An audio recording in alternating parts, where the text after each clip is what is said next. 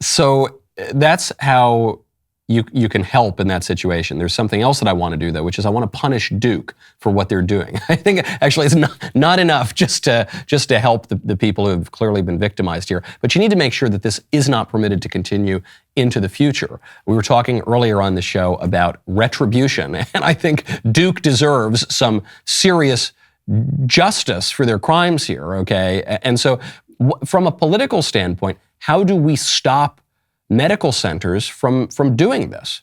So we have retained a lawyer, Mike Yoder, and he is working that right now, punitive damages to Duke. And so that's ongoing right now. That's what we're trying to do right now to hold Duke accountable for this, travesty in my mind. But people can call Duke if they want to as well and let their opinions be known. But we just ask that there's no foul language used or any death threats. We want to keep this civil. But for Duke to understand that we're not alone. There's other people in this country that also agree with what we're doing. Right. That is an important point.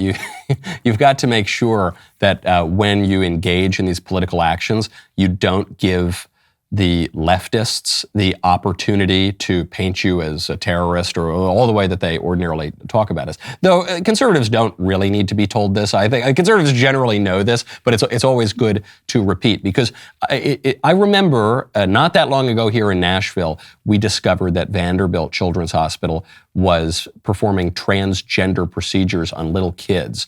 And this is Tennessee, okay? We're talking about a pretty red state here.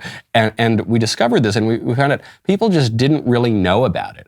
And so we gathered a lot of information. My colleague Matt Walsh has made the transgender issue something of a hobby horse of his and had a big movie come out about it. So he just published a Twitter thread with the research that the Daily Wire had compiled.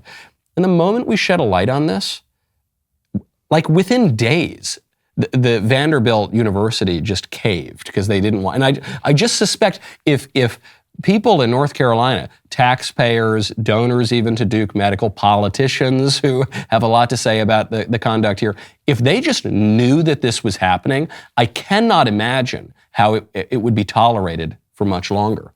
I agree with you. We have had a couple of legislators reach out to us, but we've heard no more from them. So I don't know. I hope that something does happen that route as well. How is your daughter doing through all of this? She's doing amazing. I've said on other interviews too, she's the most amazing little girl. She's been through so much in her life. We're her third family in America.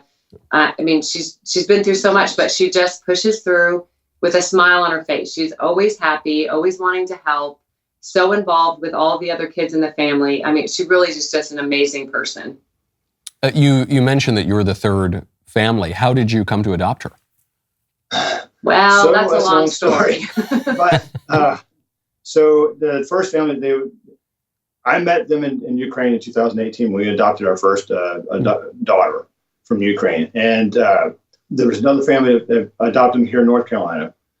That didn't work out. They sent her to Arizona to another family to potentially adopt her. That didn't work out. So they were on a plane back to North Carolina. The family here that originally adopted her was not able to go pick them up at the airport. So we did, because I knew who they were, her and her brother. And so we picked them up at the airport. We thought we were going to be keeping them for a weekend just to kind of figure out what we're going to, who's going to adopt them or what we're going to do in the next steps. And we ended up being the family that they ended up going to. So we're very grateful for that.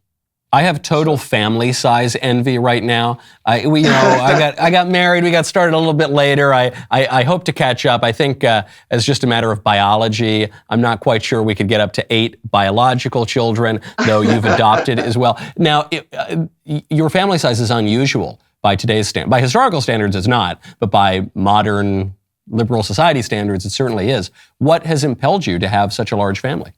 God. Simply answer, God.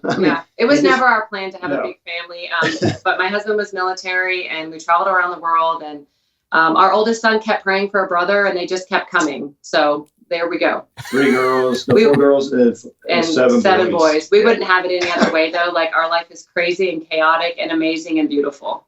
That is amazing. And you mentioned your military service, so thank you for your service. It even drives home the point further than it already was. In political stories, sometimes the details are kind of complicated, and these are nuanced issues and questions.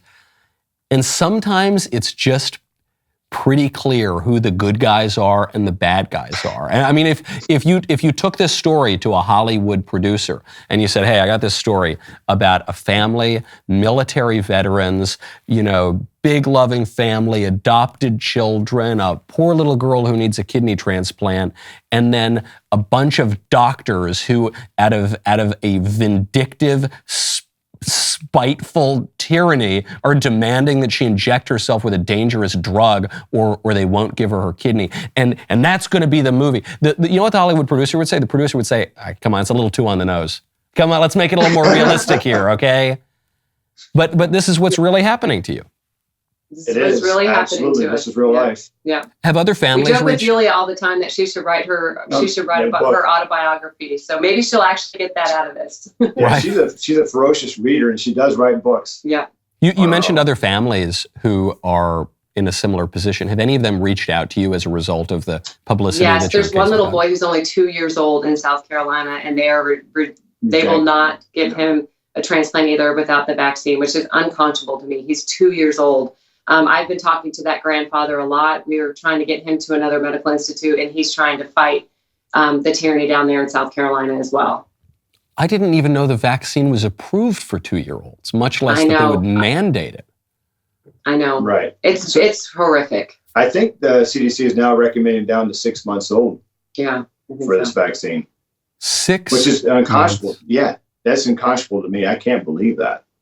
What's amazing about it, too, I mean, you say that obviously you're a religious family. God is at the center of so much that has happened in your family. But humility is the beginning of wisdom. Fear of the Lord is the beginning of wisdom. And you would just think that after 2 years of the experts in the lab coats being proven wrong, and in some cases being proven to have lied about and to have been negligent about this virus and this vaccine repeatedly, time and time again, on the safety, on the efficacy, on the way that the technology would even work, on what the virus is, on where the virus came from, on how to stop getting the virus, on just every single thing about it. They might have just a little bit of humility and loosen their grip and their demands just a little bit. But it seems that it's only gone in the opposite direction. It seems that they've only clamped down even further. Yeah, I really feel like it's a power struggle at this point. Like they want their way and we're not going to do it. So then they're going to withhold what we need. Have you raised significant amount of money yet to be able to afford going to Texas or Florida?